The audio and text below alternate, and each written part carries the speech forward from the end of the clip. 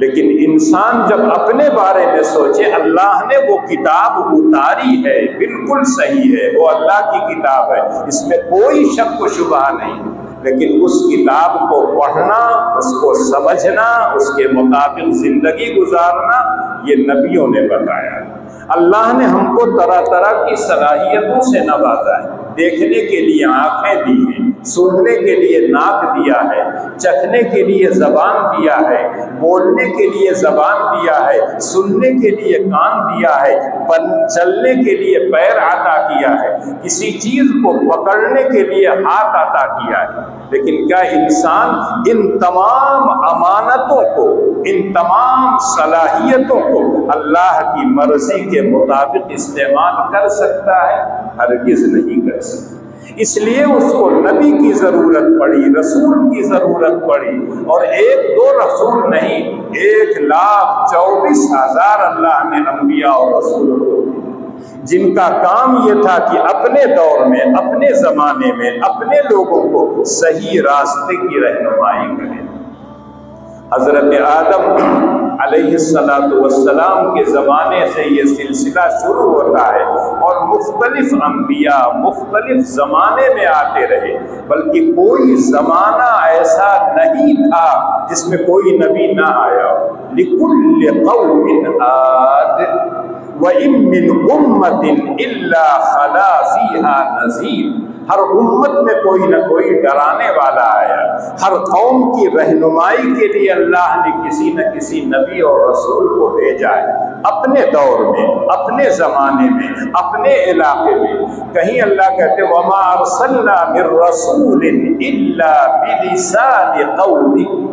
جتنے انبیاء کو میں نے بھیجا ہے، جس قوم میں بھیجا تھا، ان کی زبان وہ جانتے تھے تاکہ ان کو صحیح راستے کی رہنمائی کر سکیں۔ ہم جانتے ہیں کہ ہم کو غذا کی ضرورت ہے، غذا نہیں کھائیں گے قوت اور طاقت نہیں پیدا ہوگی۔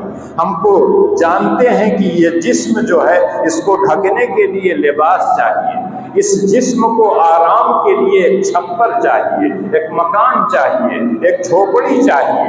لیکن انسان جب اس کا محتاج ہے تو انسان اپنی اچھے بننے کے لیے اس کو کچھ اور چیزوں کی ضرورت ہے۔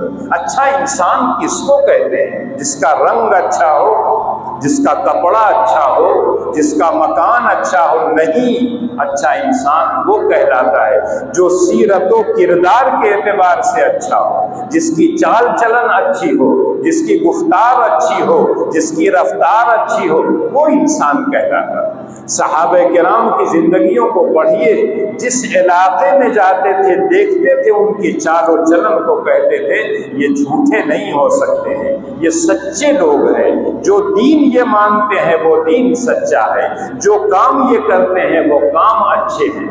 یقینی طور پر اللہ کے رسول صلی اللہ علیہ وسلم کو اللہ جل شانہ نے اسی کام کے لیے سب سے اخیر میں بھیجا، اور جو ہدایتیں اللہ کی طرف سے آنے والی تھیں وہ تمام نعمتیں، تمام ہدایتیں اللہ کی طرف سے، تمام چیزیں اللہ کے آخری نبی کو دے دیا گیا۔ اب ان کے بعد کوئی نبی اور رسول نہیں آئے گا۔ اليوم اکملت لکم دینکم واتممت علیکم نعمتی ورضیت لکم الاسلام دینا۔ اللہ اپنے نبی سے کہتے میں نے تمہارے لیے دین کو مکمل کر دیا، جتنی نعمتیں تم لوگوں کو دینی تھی میں دے چکا، اور تمہارے لیے دین اسلام کو پسند ہے۔ اسلام یہی تمام انبیاء کا دین تھا، جس کی بنیاد توحید، رسالت، آخرت۔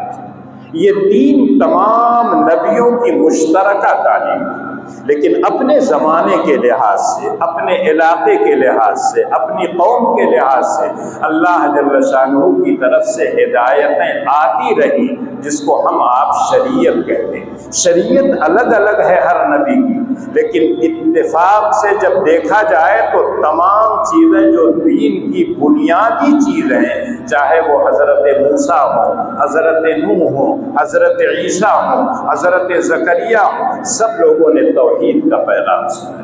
سب لوگوں نے یہ کہا انی لکم رسول امین۔ तमाम नबियों ने अपनी उम्मत से कहा तुमको यहाँ रहना नहीं है, दुनिया चंद रोज़ा है, तुम्हारा आखिरी ठिकाना आखिरत। वहाँ की कामयाबी के लिए जो कर सकते हो कर लो, उस आशियाने को बना लो, दुनिया में भी कामयाब रहोगे, आखिरत में भी कामयाब रहोगे। तमाम नबियों ने ये तालीम दी। अल्लाह के आखिरी रसूल जब दुनिया में आए तो अल्लाह ने उनके ज़रिए से उस दीन को मुकम्मल कर दिया। अब उसमें कहीं नुक्ता रखने की गुंजाइश नहीं, किसी चीज़ को हज़फ करने की ज़रूरत नहीं है। और आप पूरी सीरत तय्यबा को पढ़िए तो लगता है कि अल्लाह के रसूल सल्लल्लाहु अलैहि वसल्लम ने अपने अक़वाल के ज़रिए, अपने अफ़आल के ज़रिए, अपने आमाल के ज़रिए उस दीन का मुकम्मल नमूना पेश किया है। और यही वजह है कि अल्लाह ने जहाँ आपके बारे में कहा आपको मैंने रहमतुल लिल आलमीन बना के भेजा है, हमसे और आपसे अल्लाह ने कहा लक़द कान लकुम फ़ी रसूलिल्लाहि उस्वतुन हसना। अल्लाह के रसूल की ज़ात में तुम्हारे लिए बेहतरीन नमूना है। कोई काम करना चाहते हो, अल्लाह के रसूल की सीरत को पढ़ के देखो। आप कैसे खाते थे, कैसे पीते थे, कैसा इस्तिंजा करते थे, कैसे मस्जिद में दाखिल होते थे, कैसे मस्जिद से निकलते थे, एक एक चीज़ नबी की सीरत में मौजूद है। उसको पढ़ो और पढ़ने के बाद तब अल्लाह की किताब को देखो तो तुम्हारी समझ में आ जाए।